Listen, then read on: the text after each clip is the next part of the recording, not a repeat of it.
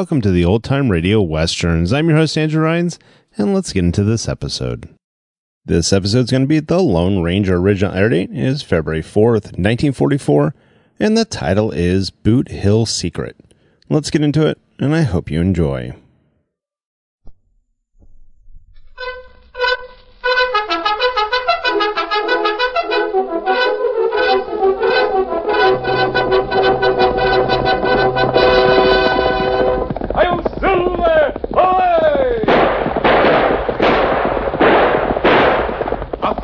With the speed of light, a cloud of dust, and a hearty "Hi-Yo Silver!" The Lone Ranger.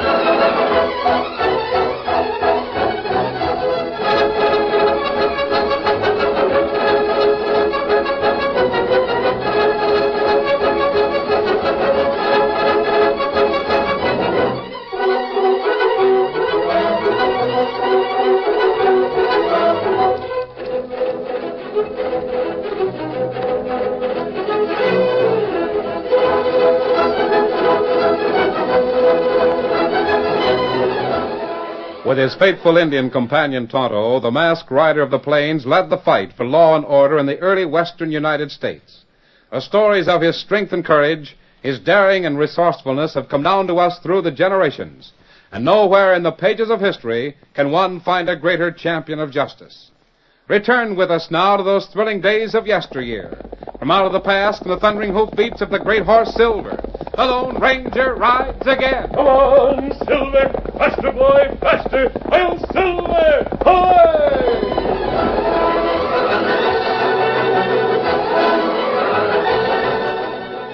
It was noon when the stage arrived in Argent City and deposited a stranger in the square. Keen-eyed, though obviously an Easterner, he glanced with interest at the rows of pretentious dance halls and saloons, then rapidly made his way to a dingy building which bore the sign, Sheriff's Office. As usual, Sheriff Clem Bender was taking his siesta, his boots off, his feet on a littered desk, his gun belt looped over the back of an easy chair. Sheriff Bender? Yep, that's me, mister. My name's Billings. I'm a private detective engaged by the British government to find one of its subjects. You don't say. No, don't close the door, mister. I don't want people to think I have private confab with strangers. Who'd you want to find? The Right Honorable Herbert George Agnew. Officials in Washington as well as London would like to know why he vanished after being last heard from in Argent City. Yeah, it's right interesting. But I don't get my votes out of Washington and London. Just when this gent disappeared? 6 months ago. Yeah, Englishmen, Easterners, all kinds of foreigners come and go. I can't keep track of them. Sheriff, a man like Agnew wouldn't disappear voluntarily. He's heir to a title and big estate. Oh, rich, eh? Can you offer a reward? I'm authorized to pay $5,000 to anyone who can produce the man alive, and half that amount to anyone furnishing proof of death. Yeah, the printer down the street will strike off a bunch of notices for you. One of my deputies will put them up if you make it worth his while. Better have the signs printed over my name and then get under cover. Well, what for? Because if this Agnew gent has been dry-gulched and his killers are still around, you may disappear yourself. I don't want your whole detective agency waltzing out here. No, I got trouble enough Thanks, Sheriff. Have a good snooze. I will, mister.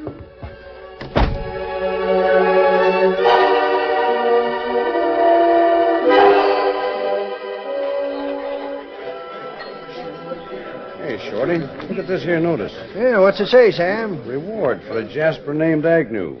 5,000 if you find him alive, and 2,500 if you turn him up dead. What'd he do, rob the mint? He's some rich Englishman who strayed off his home range. What's the description? A 6-footer. Walked with a little stoop, heavy black beard, always wore spectacles. Gold-rimmed ones, with a glass in them, shaped like the Hexagon Ranch brand. Good afternoon, boys. Hey, who's the Easterner coming up, Shorty? I fetched him in on my stage. Dry goods drummer, I guess. Howdy, Mr. Billings. Hello, Shorty. You have a drink, boys? This here's Sam, and we don't mind if we do. Well, drinks around, bartender. It's barrel whiskey, gents. Won't have nothing else for the next freight haul from my injunction. Sam and me were just talking about that reward sign. I seen Mr. Billings here fetches it back to my mind that I brought the missing fella into town from the railroad. Yes, sirree, I mind them peculiar specs now. He couldn't see much without him, but he sure could see with him. How's that, Shorty? He rode on the stage box with me. You should have seen that four-eyed gent while we were rolling down the grade. I say, driver, you have a jolly job. Holding back 6 horses a stage ain't my idea of fun, mister. Here's where I use the brake. You flushed a hair, driver. Why, the creature's incredibly big. Tally-ho! Tally-ho over! That's just a jackrabbit. But he sure is running. Yoicks! Yoicks! Why, he's as large as a fox. If I only had my hounds. Oh, my pistols. Hey, you're going to try to shoot that jackrabbit? Quite so, quite so. After I load my pistol. I'm pulling up on the range, but you'll never hit him. A cue. You've got him, mister. That's right. Fancy shooting for a gent who wears specs. Oh, that? Well, I must admit that my eyes are rather bad without them. But with these glasses, which were especially ground for me in Vienna, I see quite well.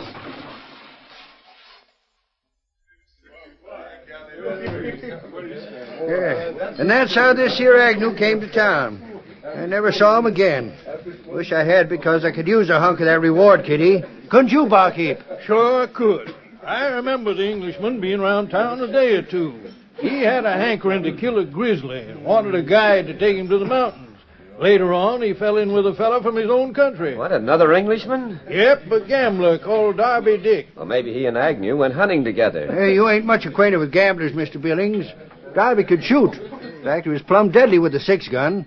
But he never hunted anything but greenhorns to trim. Yeah, you never see an hombre like that without fancy clothes, or turning his lily hands to anything but a crooked deal in a card game. And he found the picking slim around here. Blew town 3-4 months back.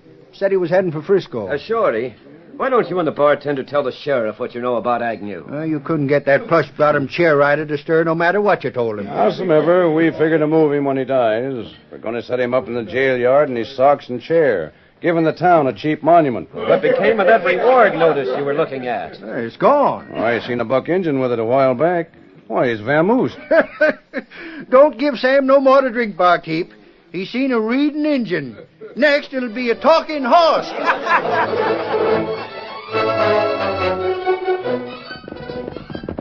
Ho, Scout, ho, fella, ho, ho, fella, ho.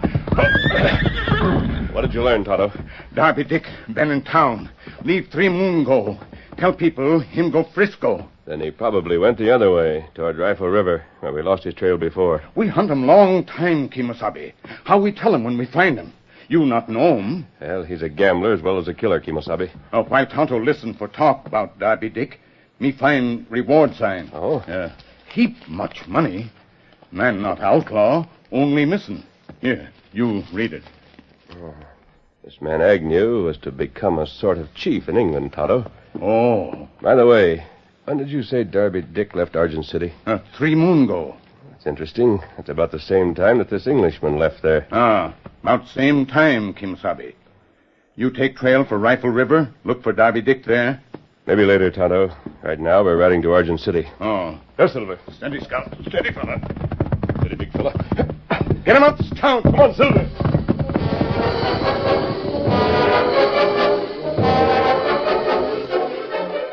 While the Lone Ranger and Tonto rode for Argent City, two men talked in a lonely and almost inaccessible cabin some miles on the other side of the town.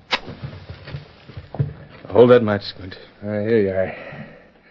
All that brush on your face and that tan you worked up, no one would ever think you was Darby Dick. Oh, it's been terrible staying holed up out here. Music, lights, crowds, dance hall girls, card tables, their life. Here I felt like I was as dead as that pier of England we did in. I never could figure out why you blew town and hid out in this hole. Lord didn't want you? No, but I got word that a certain party was on my trail. Who? The Lone Ranger. He ain't in these parts, is he? I don't know where he is now. I got word that he tracked me as far as Rifle River, my last stop before hitting Argent City. I knew then that I'd have to pull stakes and build a new identity. Well, I've even gotten rid of my English accent by talking to the cactus plants. What I hunted you up for was to find out what you think of the reward they're offering for Agnew. Oh, why worry about it? We planted him where only the devil himself could find him. I'm not so sure. We had help getting rid of the body. You mean Mike Ryan? I thought you trusted him. There's $2,500 in it for the man who can show that Agnew's dead. For that kind of dinero, Mike is apt to make a deal with the sheriff, turn up the body, and get our necks stretched. Then you'd better take care of him.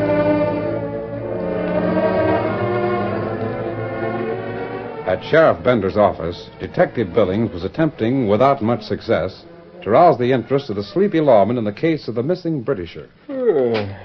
Guess I overslept tonight. Where's that lazy deputy of mine?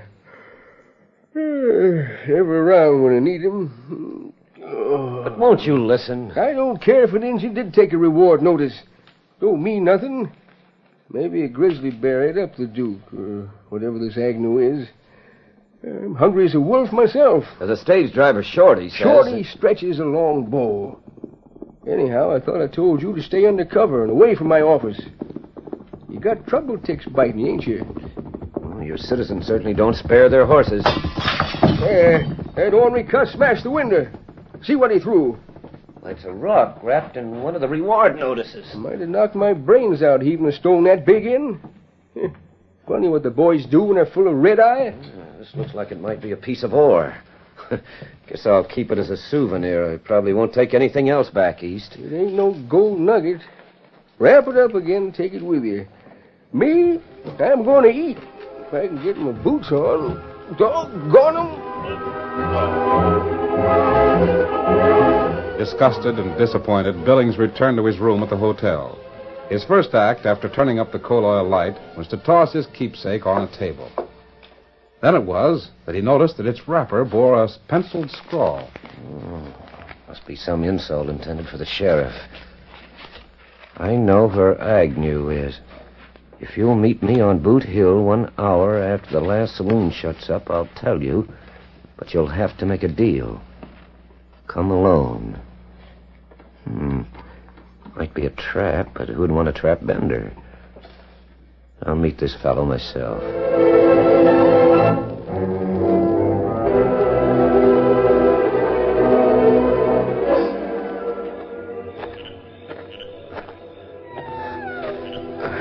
I'm lucky there's a moon. Of all the unholy places in the world, this is the worst.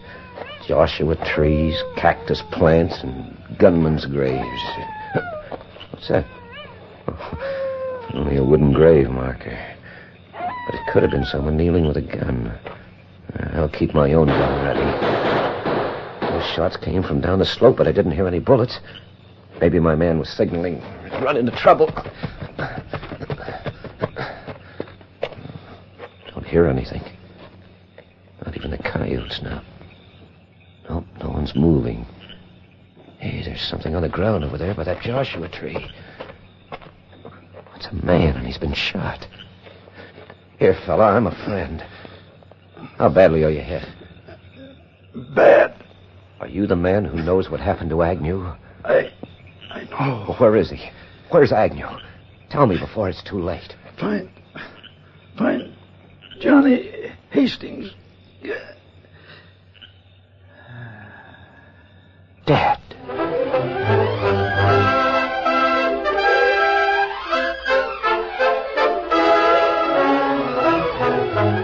The curtain falls on the first act of our Lone Ranger story.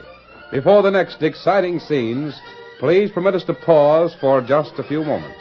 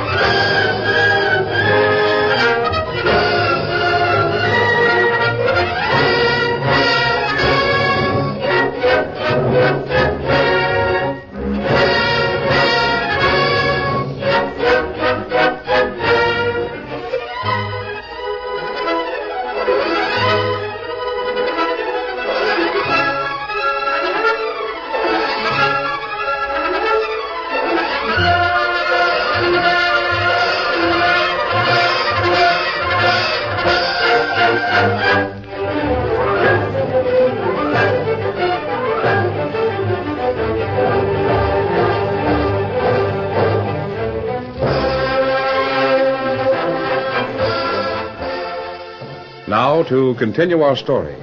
Squint Wilson, proprietor of the Owl Saloon, returned to the secluded hideout of the gambler Darby Dick. He told him of important developments in Argent City. Mike Ryan sat around in front of the livery stable for quite a while after the last saloon closed. Then he starts footing it down the street. I followed him, and he kept going towards Boot Hill, so I held fire, waiting to find out what he was up to. Boot Hill. He must have been planning something. What it was that took him there don't matter now. Soon as he got to the slope, he stopped. I slipped up behind and potted him. Gave him all 6 bullets before I lit out. It's a good thing you did. Because I've hit on an idea that ought to take the pot now that Mike's out of the game. What you got in mind? I'm going to be the Right Honorable Mr. Agnew. And you're going to produce me alive and collect that $5,000 from the sheriff.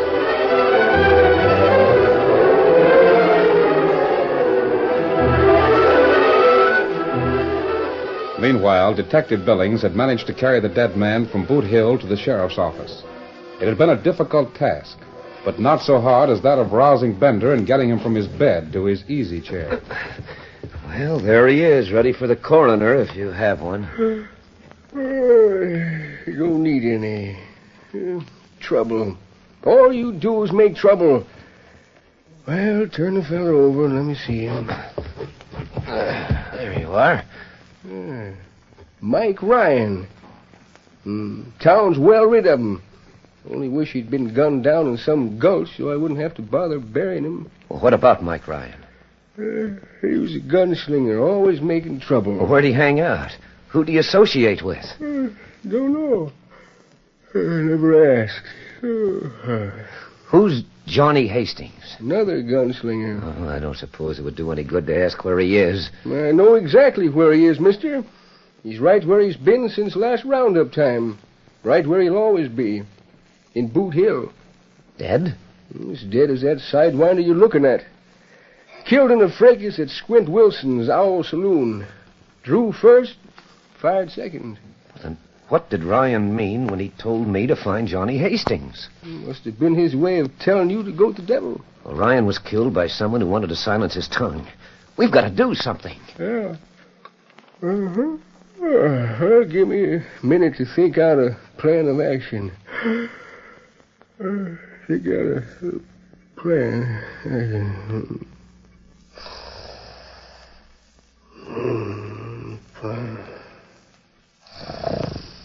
So help me, he's asleep. I might as well go to bed myself.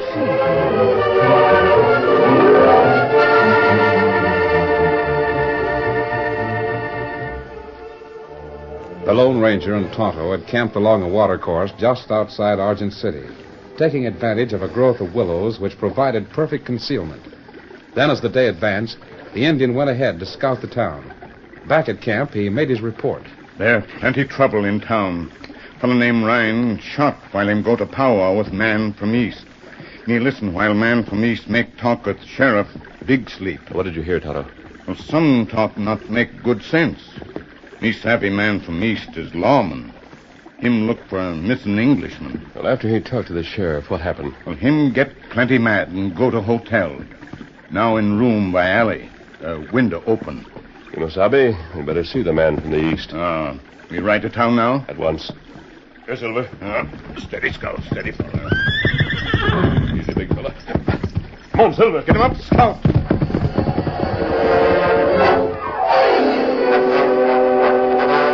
When Detective Billings roused from sleep a little later, he found a big man in a white hat and a black mask standing at his bedside. He reached for his gun, but it wasn't there. Why? Easy, Mr. Billings. I'm here to help you. Who are you? What's the meaning of that mask? It only means that I must hide my identity while I serve justice. I'm on the side of the law, just as you are. Oh, you seem to know a lot about me. I took the precaution to examine your credentials. You represent an agency of high repute. Well, what do you want with me? Hey, Mr. Billings, I came to Argent City to search for the missing man, Agnew. I want to join forces with you. Do you believe me? I'm an experienced detective, as you know, and I shouldn't be taken in by anyone. Somehow, I do believe you. Good. Then tell me all about it. All right, I will.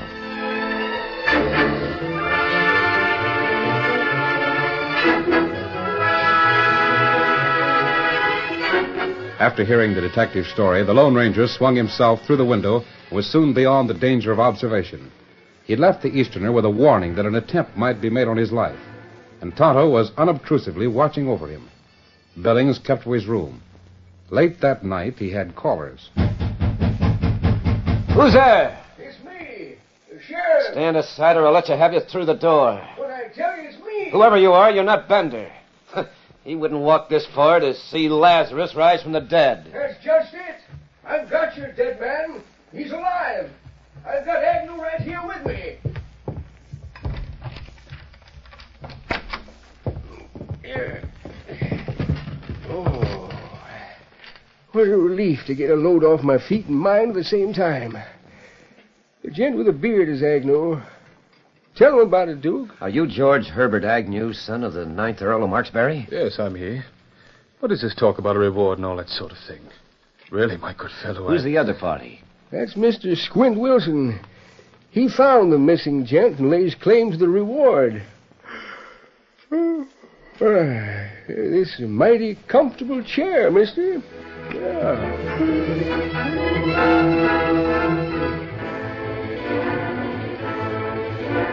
Several nights later, Billings awakened to find the Lone Ranger in his room again. Oh, I've been hoping you'd return. You know... Yes, my Indian friend has been watching developments. Our search for Agnew seems to have ended. Then you intend to pay off to Wilson? A rider from Mine Junction just brought in a telegram from my agency. It advises me that the proof offered by Agnew is acceptable, and that I'm to pay the reward and return with him immediately. He fits the description, I suppose. To the last detail. Then, too, he's been identified by several citizens. When is the reward to be paid? Tonight in the sheriff's office. I delayed it as long as possible on the chance that you might show up with something. Oh, why should I interfere in that case which your agency is closed? Well, I guess that you shouldn't. But, well, the stories I've heard about you led me to expect... What? Well, something fabulous, I suppose. My horse is just outside. Come to the window with me. What a savage, beautiful land. I'd like to become a part of it. Perhaps you shall. Your hand, friend. Adios. Steady, big fella. Come on, Silver. I wonder what he meant.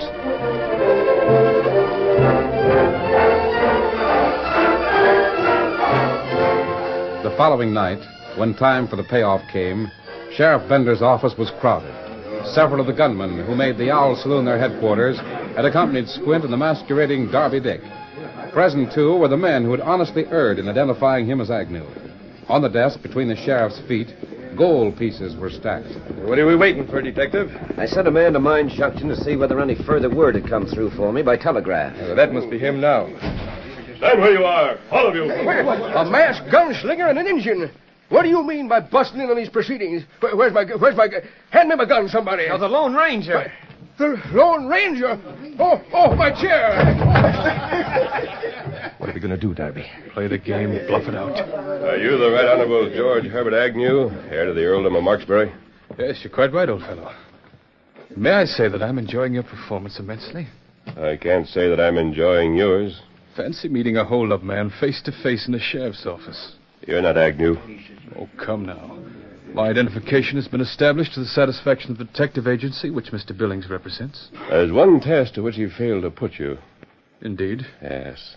The real Agnew could shoot jackrabbits from a stage. Yes, sir. I saw him do it. He was sitting right beside me. Now, I want to see you break that bottle on the sheriff's desk from the other side of the room. Fancy that. Cover the room, Tonto. Room covered plenty. Back up toward me, Mr. Agnew. I'm keeping a gun in your back while you draw and fire. You will draw slowly, fire once, and drop the gun. This is utterly ridiculous. Go on, Duke. Shooting rabbits was a whole lot harder.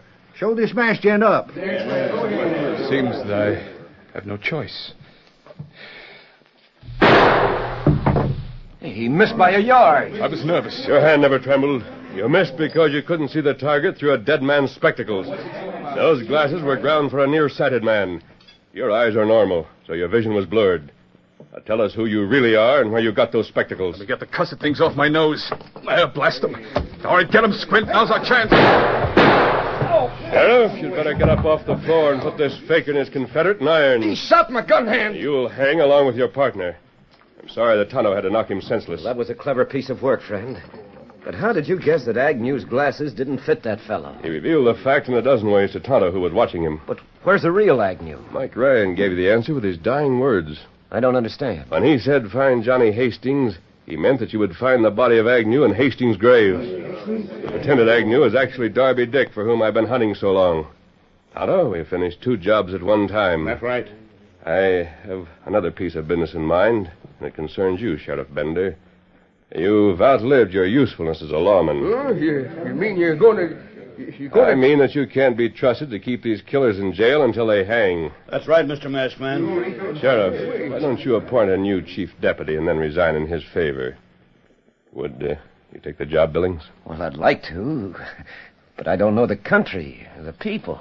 Todd and I'll be around to help in any emergency. But this procedure ain't exactly legal. It may not be good law, but it'll be good judgment on your part if you follow my suggestion.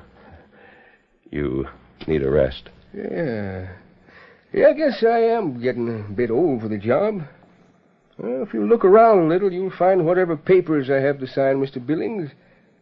And I'll mosey along home. Sometime you might fetch me up my easy chair, eh? Hey, where'd the masked man go? He went out the door, him and the engine.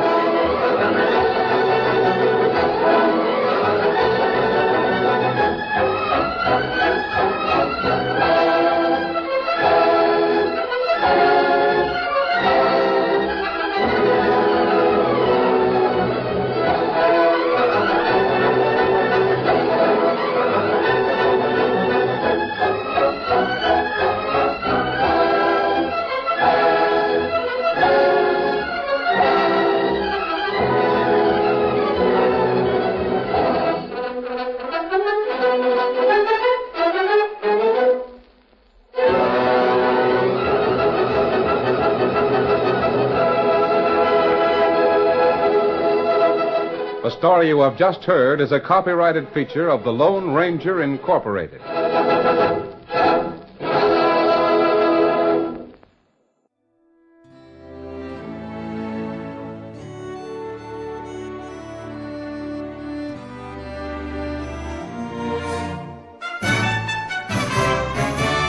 This has been a presentation of OTRWesterns.com, and we hope you enjoyed. Please take some time to like and rate our shows in your favorite podcast application. Follow us on Facebook by going to OTRWesterns.com/Facebook. Join in the conversation by going to otrwesterns.com/discord, and don't forget to send us an email, podcast@otrwesterns.com. This episode is copyright under the attribution, non-commercial, share alike copyright. For more information, go to otrwesterns.com/copyright. Have a great day, and again, thanks for listening.